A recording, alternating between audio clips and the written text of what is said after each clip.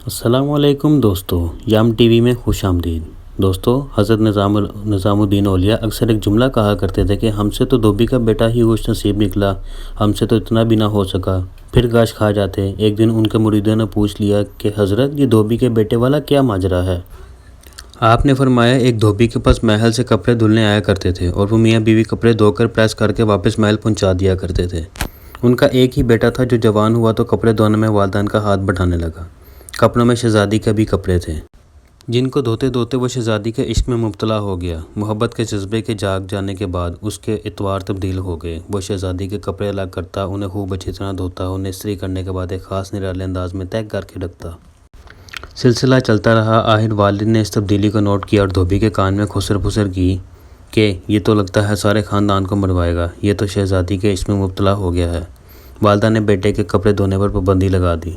ادھر جب تک لڑکا محبت کے زیر اثر محبوب کی کوئی خدمت بجا لاتا، محبت کا بخار نکلتا رہتا تھا، مگر جب وہ اس خدمت سے ہٹایا گیا تو لڑکا بیمار پڑ گیا اور 4 دن بعد فوت ہو گیا۔ ادھر کپڑوں کی دھلائی اور تہہ بندی کا انداز بدلا تو شہزادی نے دھوبن کو بلا بھیجا۔ دھوبن نے جواب دیا کہ شہزادی عالیہ، میں دھوتی ہوں۔ شہزادی نے کہا، پہلے کون دھوتا تھا؟ دھوبن نے کہا، میں ہی دھوتی تھی۔ شہزادی نے اس سے کہا کہ یہ کپڑا تہہ کر دو۔ اب دھوبن سے ویسے تہہ نہیں ہوتا تھا۔ شہزادی نے اسے ڈانٹا کہ تم جھوٹ بولتی ہو، سچ سچ بتاؤ ورنہ سزا ملے گی۔ دھوبن کے سامنے کوئی راستہ بھی نہ تھا، دوسرا کچھ دل بھی غم سے بھرا ہوا تھا۔ وہ زاروں کی طرح رونے لگی اور سارا ماجرا شہزادی سے کہہ دیا۔ شہزادی سب کچھ سن کر سناٹے میں آ گئی۔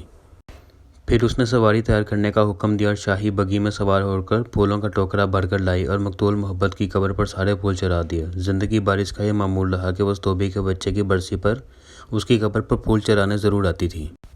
یہ بات سنانے کے بعد کہتے، اگر ایک انسان سے بن دیکھے محبت ہو سکتی ہے تو بھلا اللہ سے بن دیکھے محبت کیوں نہیں ہو سکتی؟ اس انسان سے محبت اگر انسان کے مزاج میں تبدیلی لا سکتی ہے اور وہ اپنی پوری صلاحیت محبت اس کے کپڑے دھونے میں بروکار لا سکتا ہے، تو کیا ہم اللہ سے اپنی محبت کو اس کی نماز پڑھنے میں اس طرح دل و جان سے نہیں استعمال کر سکتے؟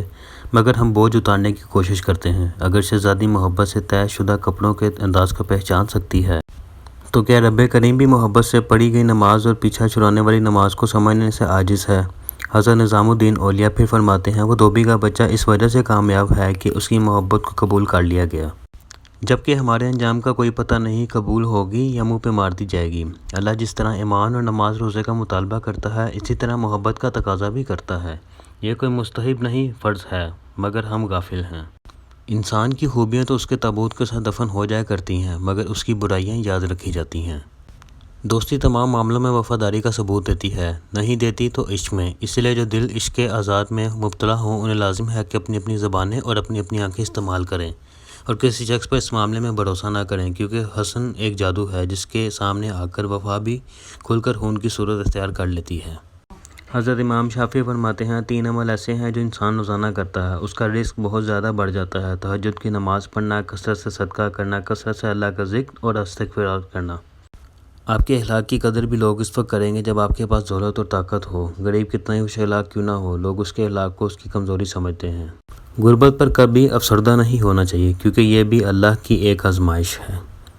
تو دوستو، اگر آپ کو میری ویڈیو اچھی لگی ہے تو اسے لائک کیجئے، کمنٹ میں اپنی رائے کا اظہار کیجئے، میری ویڈیو سے زیادہ سے زیادہ شیئر کیجئے اور میرے چینل کو سبسکرائب کیجئے۔